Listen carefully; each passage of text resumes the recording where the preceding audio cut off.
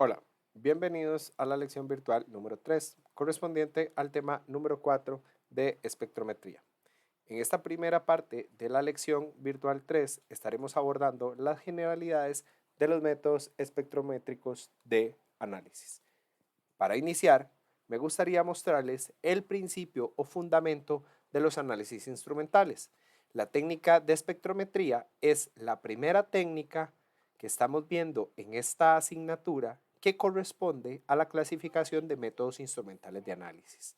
El principio en general de la mayoría de técnicas instrumentales de análisis es que yo usualmente voy a tener un estímulo, el cual voy a aplicárselo a mi sistema de estudio y yo voy a medir cuál es la respuesta de ese estímulo, o bueno, cuál es la respuesta de mi sistema en estudio debido a ese estímulo, ¿ok? Esto para mí es es un punto clave en entender cómo es que funcionan los análisis instrumentales y específicamente voy a desarrollar bastante esta idea en lo que respecta a la técnica de espectrometría, ¿ok? Entonces, es importante hacer una aclaración o primeramente entender cuáles son las propiedades de la radiación electromagnética, debido a que en espectrometría vamos a estar hablando de radiación electromagnética, ¿ok? Espectrometría, vamos a medir las relaciones que tiene la radiación electromagnética con la materia. Dicho esto, entonces, mi estímulo va a ser radiación electromagnética sobre mi sistema en estudio y yo voy a medir qué pasa cuando la radiación electromagnética interacciona con la muestra en estudio o el sistema en estudio. La radiación electromagnética podemos entenderla desde el modelo de onda y partícula de la radiación electromagnética. O sea, imaginémonos que la radiación electromagnética son un conjunto de partículas las cuales se comportan como onda. Y esas partículas, debido a ese movimiento de onda, tienen una energía, la cual si se mueven muy rápido, o sea, oscilan muy cortamente porque van muy rápido, tienen mucha energía. Pero si oscilan muy largo es porque van muy lento y tienen menos energía. Esto nos lo describe el modelo ondulatorio y de partículas de la radiación electromagnética. Estas ondas van a tener una longitud de onda, que es la distancia que hay de un valle a un valle o de una cresta a una cresta. ¿Ok? En resumidas cuentas, esto es lo que nos interesa entender para esta parte de espectrometría, que la radiación electromagnética son partículas, a las cuales vamos a llamar fotones, que se van moviendo en forma de onda. Entre más corta sea la onda, o sea, entre menos distancia haya entre este valle o cresta, es porque la partícula se va moviendo más rápido, ¿ok? Pero si esta distancia es más larga es porque se va moviendo más lento y tienen menos energía. ¿Ok? El espectro electromagnético se compone de radiación electromagnética de diferente longitud de onda. ¿Ok? Nosotros vamos a estar interesados en esta parte de espectrofotometría, principalmente en la zona ultravioleta y visible. Hay aplicaciones analíticas en rayos X, hay aplicaciones analíticas en infrarrojo, pero nosotros vamos a estar centrados sobre la parte ultravioleta y visible, la cual toma parte del espectro desde los 180 a los 380 nanómetros, la parte visible, la parte ultravioleta, perdón, y la parte visible va desde los 380 a los 780 nanómetros. Dicho esto, y en conjunto con lo que les acabo de mencionar, vale la pena aclarar que la región ultravioleta, dado que la longitud de onda es más corta, es radiación o corresponde a radiación más energética que la zona visible. ¿Ok? Entonces, las propiedades mecanocuánticas de la radiación electromagnética las resumimos anteriormente como un conjunto de partículas que se comportan en forma de onda. Esas partículas tienen una energía y por tanto esa energía se puede transferir a la materia. Recuerden, la energía no se crea ni se destruye, solo se transforma. Entonces, si ellas se van moviendo y chocan con la materia, esa energía que ellas traían, así como cuando vemos una colisión de dos partículas, o bueno, materialicémoslo en el mundo real, vemos una colisión de dos vehículos, la energía cinética que llevaba un vehículo terminó, ¿verdad?, viéndose impregnada en el otro vehículo o en donde haya pegado y, ¿verdad?, la fuerza, esa energía se vio reflejada en términos de fuerza de compresión del auto o de que se rompió la pared donde colisionó, etcétera. Lo mismo sucede con la radiación electromagnética. Esos fotones, como llevan una energía al moverse, cuando interaccionan con la radiación electromagnética, se la van a transferir. Y ese es el estímulo que nosotros vamos a medir. Y ya vamos ahorita les voy a poner una simulación para que lo entendamos de mejor forma. ¿Ok? Entonces, los métodos espectroscópicos van a estar clasificados o los tipos van a depender de la zona del espectro en donde estemos trabajando.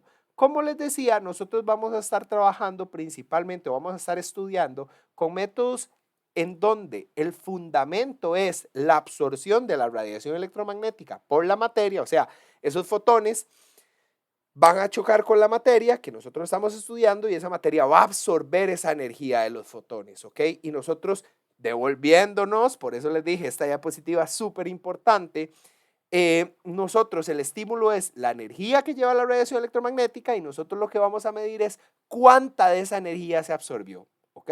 Hay muchos otros métodos más, ¿verdad? Por ejemplo, el de fluorescencia, más bien lo que busca entender es cuánta energía las moléculas luego emiten debido a esa absorción previa de energía y así sucesivamente. No voy a entrar en detalles en los demás porque son bastantes y bueno, hay un curso completo de métodos instrumentales de análisis que puede ser un semestre, un año completo, ¿verdad? Entonces, evidentemente no nos daría chance. Sí es importante entender el tipo de transición cuántica, o sea, cómo es que se transfiere esa energía. Esa energía se transfiere por la interacción de esos fotones con los electrones de enlace, ¿ok? Y ya lo vamos a entender mejor con este diagrama de la simulación. Para serles honesto, este diagrama puede parecer un poco complicado. Voy a tratar de explicárselo sencillo y lo conjuntamos con una animación. Tengo el estado basal, el estado electrónico basal, ¿ok? Y resulta que cuando los fotones pegan con los electrones de enlace, esos electrones ganan energía y pueden pasar a estados energéticos vibracionales, o sea, ¡ping!, le pegaron a la molécula y la molécula empezó a vibrar o sus enlaces se empezaron a elongar. Todo depende del tipo de energía, porque vamos a ver, si es un choque corto, porque la radiación es muy larga, ¿verdad? Longitud de onda muy larga, poca energía, solo va a vibrar. Pero si es más energética, puede hacer que esos electrones de enlace brinquen a otro nivel. ¿Ok? A un estado energético excitado 1 o a diferentes subniveles de ese estado energético o a estados energéticos aún más superiores, un estado excitado 2, por ejemplo. ¿Ok? Este es el fenómeno que nosotros vamos a estar interesados en este curso, en esta asignatura. Hay otros fenómenos que también nosotros vamos a medir estas líneas. ¿Cuánto es que se absorbe energía? Hay otros métodos analíticos que están más bien centrados en analizar, ok, la energía no se crea ni se destruye, solo se transforma. El fotón se la transmitió a la molécula, pegaron este brinco y después, ¿qué sucedió? La energía no se crea ni se destruye, solo se transforma. Entonces se puede transformar por relajaciones que se denominan no radiativas, que es básicamente que las moléculas chocan unas con otras y ahí se va disipando la energía. O hay una parte muy interesante, analíticamente hablando, que es la fluorescencia o fosforescencia también, son métodos diferentes, en donde esa energía que la especie ganó la va a devolver, ¿ok? Y entonces yo voy a analizar cuánto es esa energía que devuelve y así puedo analizar cuánta determinada sustancia hay en una muestra, ¿ok? Pero insisto, nosotros vamos a estar, es importante que conozcan esos diferentes procesos de interacción y más adelante vamos a ahondar en ello, ¿ok? Acá me gustaría mostrarles rápidamente un simulador que tengo para ustedes. Este lo pueden encontrar en el entorno virtual de aprendizaje, en donde vamos a entender cómo son esas interacciones de la radiación electromagnética con la materia, ¿ok? Entonces, La radiación de microondas, que si se devuelven a unas diapositivas anteriores van a ver que es la menos energética de estas cuatro. Vean que aquí dice mayor energía, la ultravioleta. Vamos a usar, solo usemos una molécula, vamos a usar el dióxido de nitrógeno como ejemplo. Luego ustedes pueden experimentar por sus propios medios con más calma. ¿Qué pasa cuando ponemos la radiación electromagnética a interaccionar con mi muestra? Lo que va a suceder, como ven, es que el microondas lo que le está haciendo es pega los fotones y la molécula rota, gira. Todos han experimentado que cuando usted calienta, no sé, un plato de comida, ¿verdad? Digamos que esté tapado en el microondas, usualmente ves mucho vapor de agua.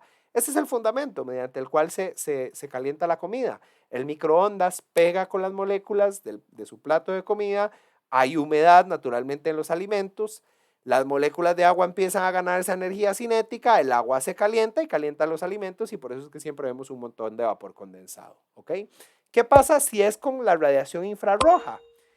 Ahí la interacción, vean que ya es diferente, vean que ya la molécula no rota, sino que la molécula vibra, ¿ok? Porque esa radiación infrarroja tiene más energía que la microondas, entonces la forma en cómo interaccionan esos fotones con la materia es diferente, ¿ok? ¿Qué pasa si es con la zona visible, que es más energética aún?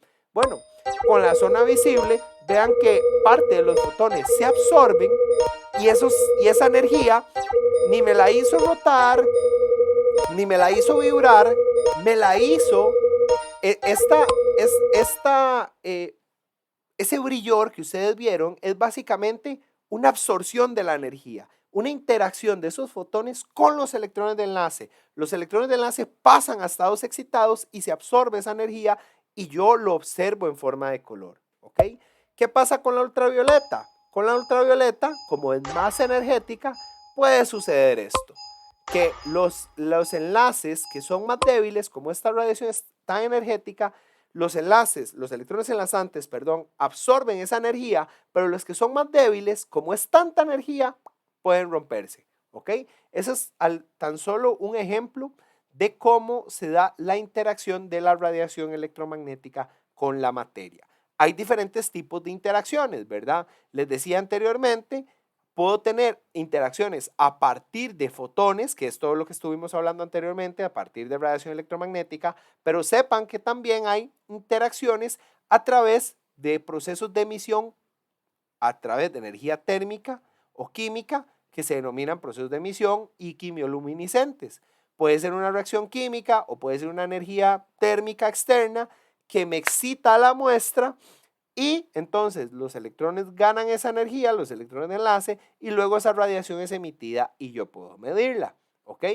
Hay otros que son fotoluminiscentes, o sea, no quimioluminiscentes, no que sean a partir de una reacción química, sino que sean a partir de los fotones. Viene un haz incidente, incide a la muestra, los electrones ganan esa energía, la energía no se crea ni se destruye, solo se transforma, entonces yo mido cuál es la radiación emitida, no la transmitida, ¿verdad? Sino que la emitida por la propia molécula, ¿ok? ¿Qué características tiene esa emisión de la radiación? Que, como les decía, se genera porque los electrones absorben la energía y no se crea ni se destruye, solo se transforma. O sea, ellos para volver a su estado basal a lo natural, devuelven esa energía en forma de radiación electromagnética. Pueden haber varias formas de que ocurra esa excitación, ya les decía, no solo con fotones, sino que también puede haber por energía externa, energía química, energía térmica, ¿ok? Ahora bien, el proceso sobre el cual vamos a estar nosotros más interesados son las interacciones de la radiación electromagnética y la materia que están asociadas a la absorción. Viene un haz incidente, ¿ok? Yo no tengo la muestra, entonces sé cuánto me está llegando a un equipo que me mide la respuesta, pero ya una vez que yo meto la muestra, entonces estoy estimulando la muestra absorbe esa radiación y me va a llegar menos radiación a un detector. Entonces, esta absorción es una relación entre el haz que se transmite y el haz que fue incidido, ¿ok? La absorción de la radiación, ¿verdad? Va a variar dependiendo de la molécula o de los átomos, ¿verdad? Los átomos usualmente absorben en líneas discretas, pero las moléculas usualmente absorben en bandas porque tienen muchos enlaces. Entonces los enlaces, hay varios enlaces que van a tener capacidad diferente para absorber la radiación. Inclusive va a ser muy importante el estado en el que estén esas sustancias. ¿Por qué? Porque en este caso vemos benceno en hexano y bifenilo en hexano. Entonces, por ejemplo, acá el hexano no me está absorbiendo porque es el solvente. Y vean que un compuesto, que el bifenilo son dos anillos bencénicos, cambia totalmente su forma, ¿verdad?, de absorción respecto a una sola molécula de benceno. ¿Ok? El efecto de las interacciones intermoleculares es muy importante. En este caso es el espectro de absorción de esta molécula en diferentes fases, en fase vapor, en fase líquida, disuelto en hexano, o en fase acuosa.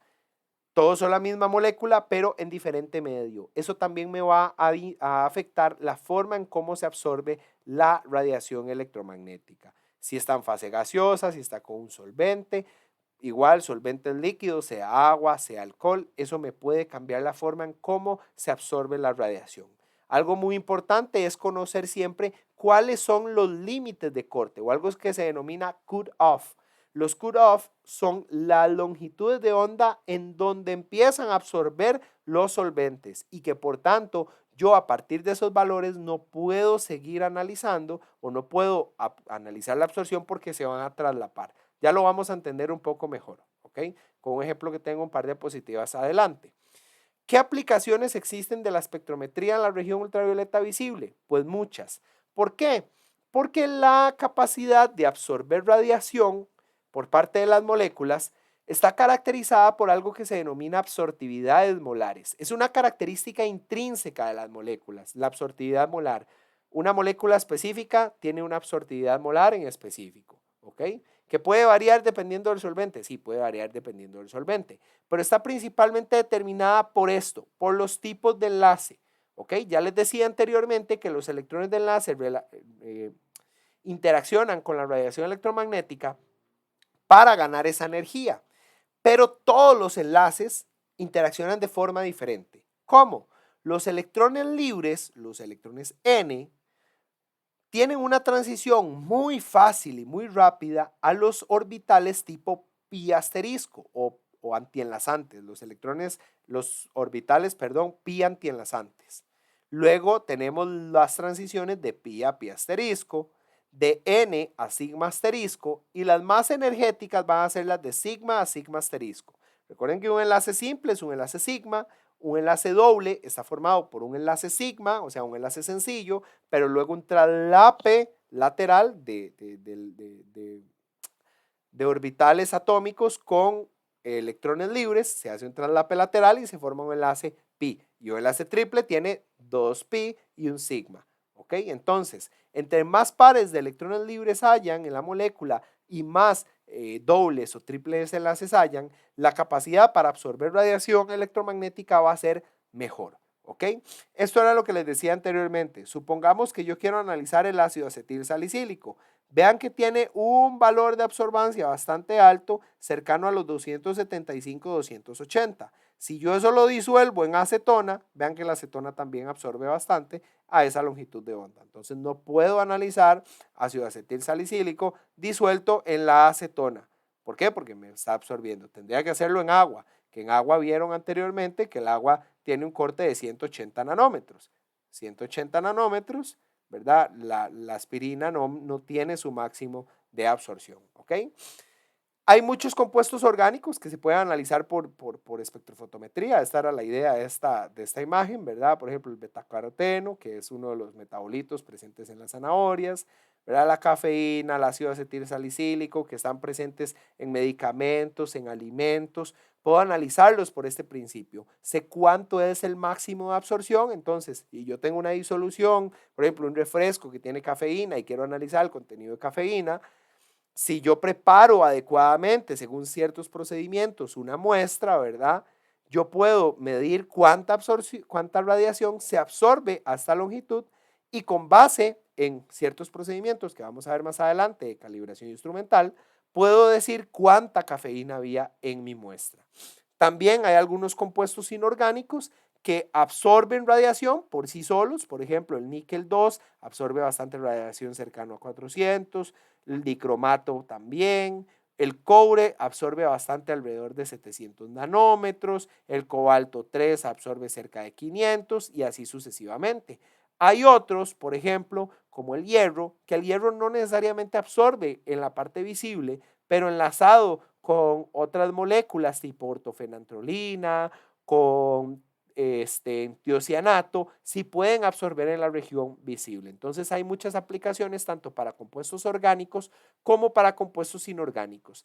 En la región, en las áreas de medicina, de fármacos, de alimentos, en la parte ambiental, etcétera. Lo importante es tener, si los compuestos no tienen, por ejemplo, como el hierro, que no absorbe radiación por sí solo, tener grupos cromóforos. ¿Qué es un cromóforo? Una molécula, por ejemplo, que sí pueda absorber radiación. ¿Ok? El cromóforo es esa especie que, o ese grupo que puede ayudar a absorber radiación.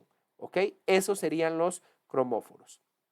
¿Qué pasa con las especies no absorbentes? Ya les decía, usualmente se utilizan algunos agentes acomplejantes, o sea, sustancias que me enlacen a esa especie inorgánica que no absorbe y que por ende le permita absorber. Y estos son algunos ejemplos de sustancias que se utilizan, el dietilcarbamato, la dimetilglioxima, la 1,10 fenantrolina para el análisis de hierro, entre otros. ¿Ok?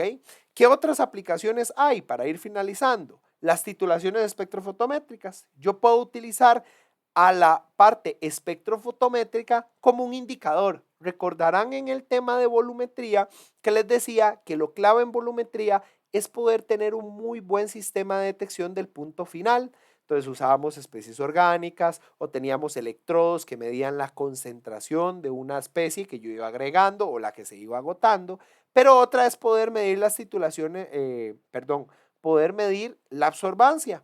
Usualmente cuando llegue el punto final de una titulación, como ya lo que tengo es el producto y después de ahí voy a seguir teniendo el titulante, va a haber un cambio muy importante en la absorción de la disolución. Entonces, puedo usar este principio de absorción de la radiación como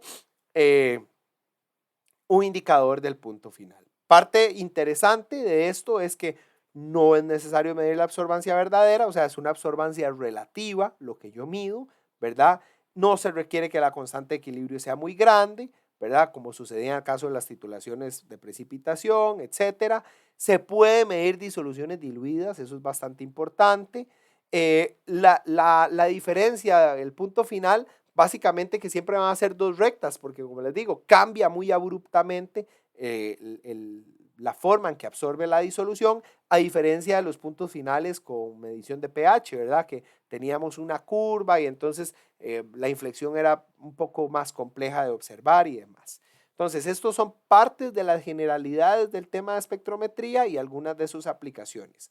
En la siguiente parte de la lección vamos a continuar con los componentes instrumentales. Por favor, procedan a hacer las preguntas que tienen abajo del video antes de seguir con la segunda parte de esta lección virtual 3. Muchas gracias.